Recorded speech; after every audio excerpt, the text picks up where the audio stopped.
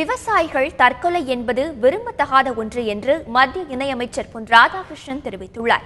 சென்னை விமான நிலையத்தில் செய்தியாளர்கள் மத்தியில் பேசிய அவர், கிராமப்புற மேம்பாடு மற்றும் விவசாயிகள் மேம்பாட்டிற்காக மத்திய அரசு பல்வேறு திட்டங்களை செயல்படுத்தி வருவதாகவும் தெரிவித்துள்ளார். விவசாயிகள் தற்கொலை என்பது விரும்பத்தகாத ஒன்று. மத்திய அரசாங்கம், பிரதமர் நரேந்திர மோடியுடைய அரசாங்கம் விவசாய முன்னேற்றத்திற்காக அதிக கவனம் கொடுத்து பணிபுரிந்து கொண்டிருக்கின்றது. சென்ற நிதிநிலை அறிக்கையிலும் கூட விவசாயத்திற்கு அதிகப்படியான கவனம் கொடுக்கப்பட்டுள்ளது. இனி வருகின்ற காலங்களிலும் கிராம முன்னேற்றம், விவசாய முன்னேற்றத்திற்காக அதிக கவனம் கொடுக்கும்.